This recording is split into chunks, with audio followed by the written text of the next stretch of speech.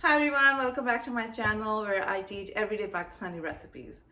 The recipe that I have chosen to teach you today is chicken karhai. And let me tell you, every Pakistani household has made this dish many times, and every Pakistani household has their own recipe. Even in my house, I make it in multiple ways, but today I'm going to teach you one of the ways I make chicken karhai. So let's go learn chicken karhai Duba way. Let's go. So karhai refers to the pot that is made in, or the utensil is made in. It's the wok that is made in.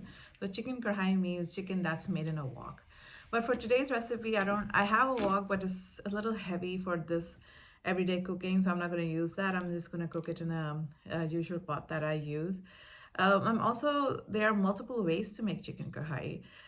It's actually a dish from the north of Pakistan, but everybody in Pakistan has adopted it because it's so delicious. And in the north, it's made with very less spices, basically made in the juice of the chicken itself and tomatoes. I'm not gonna lie, I'm a girl from Karachi and have my own influences of spices and taste notes. So I'm gonna be adding Karachi taste notes to the original recipe. And so it's going to be an amalgamation of north and south. But this is one of the ways I make chicken karhai. I make chicken karhai two other ways or three other ways.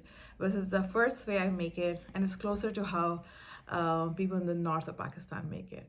So let's go learn chicken karhai the first way that I make it in my house. Let's go.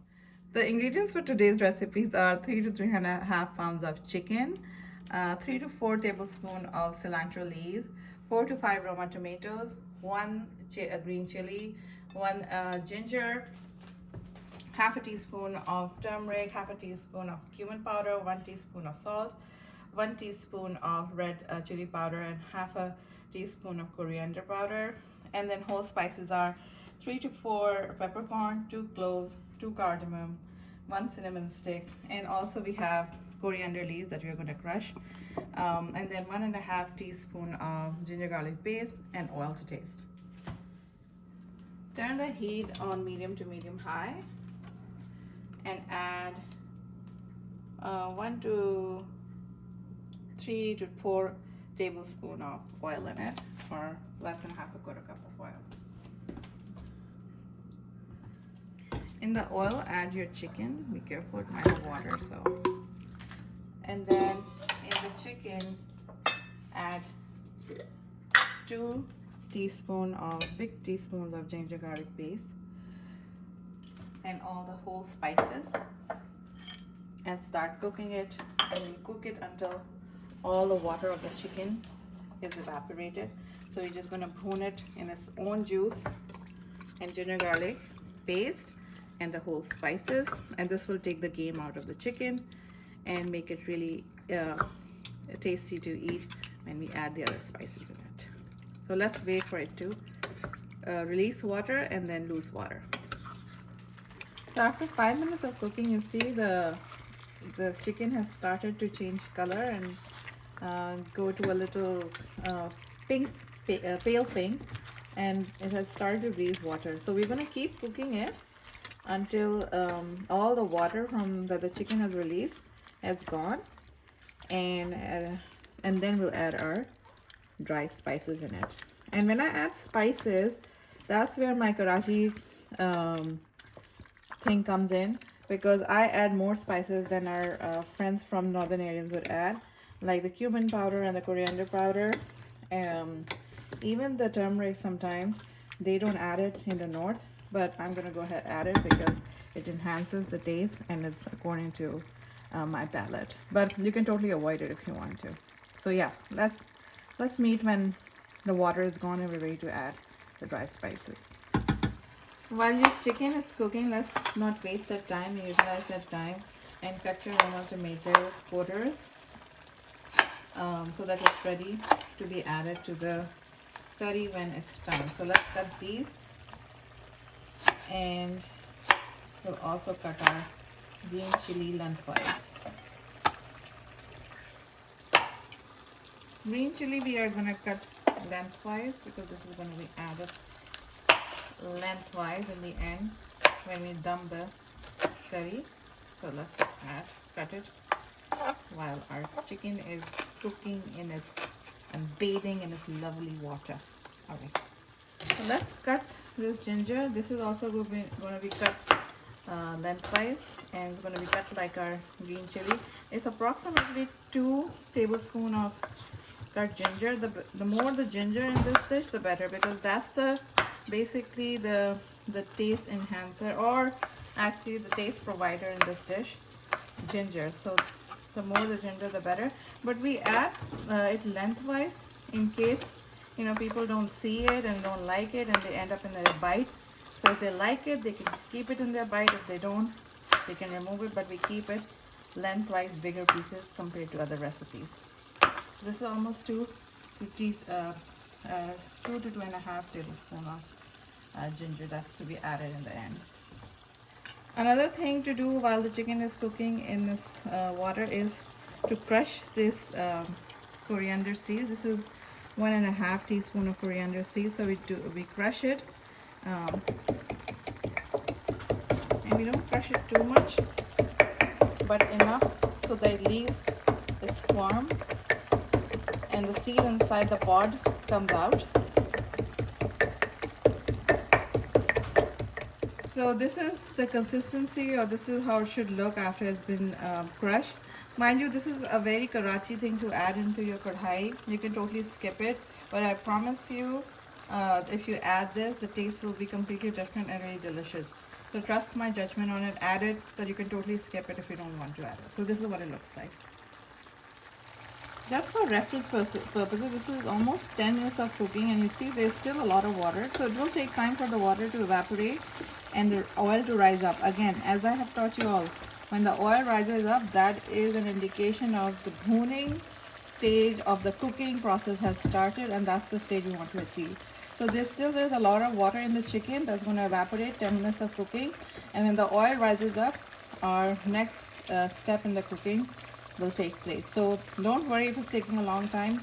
Right now chicken is loving its water, is bathing in it, hasn't taken a bath in a long time. So it's rubbing all the nooks and crannies, but when it's done, it's going to be left with no water, and then we'll get to the next step. देखिए आप तेल जो है completely ऊपर आ चुका है, and the bhooning has started, and this is the time that we're going to start adding our dry spices. Let's go, Ali. Let's add. No. You don't want to add?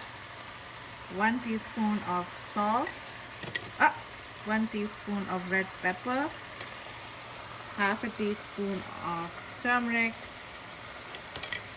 half a teaspoon of cumin powder, and half a teaspoon of coriander powder. Wait a second, he's made a mess. So yes, the extra in it, and then you mix it well. Okay, mix it, Melly, and it turns to a beautiful golden color. It's done. Yeah, and then you also add your crushed coriander now in it, and then bone it on a high heat for a couple of minutes. On a couple of minutes. A couple of minutes? Is it rising now? A couple of minutes of bhoning on high heat. See how beautiful it looks. There's more bhoning. All the masalas are in the chicken. Turn it into low heat. Put the tomatoes in it and cover it and cook for another 5 minutes until tomatoes are tender and ready to be added into the chicken. Now that 5 to 7 minutes have passed, the tomatoes have become really soft and tender, and they're easy to just dissolve. So now you raise the temperature again, heat to medium high, and cook it to bhune it again. When the oil rises up, that's when the bhooning is achieved. So cook it until it's bhuned in the tomato water, and then we'll go to next step. So it should take not a lot of time. So let's come back when all the water from the tomato is gone and the oil rises up. At this point, you see how beautifully the oil has risen up, and this is what we call the bhooning has been achieved. And then, so this has formed a gravy from the tomato itself, And now we're going to start a contained process where we're going to add the cut cilantro leaves in it, add the ginger, which is very important in this contained process, and then the hari mirch or green chili, and then we cover it, turn it in a very low heat for 5 minutes. Once 5 minutes are done, our karhai is ready to be consumed. So let's wait 5 minutes and then look at the dish again. And after 5 minutes of cooking it on dum, this is what it should look like. Look how beautiful the gravy looks. The oil has come up. Turn the heat off. Your chicken karhai is done. Enjoy it with chapati, naan. Yeah, those are the two quick combinations. And let me know how you like it.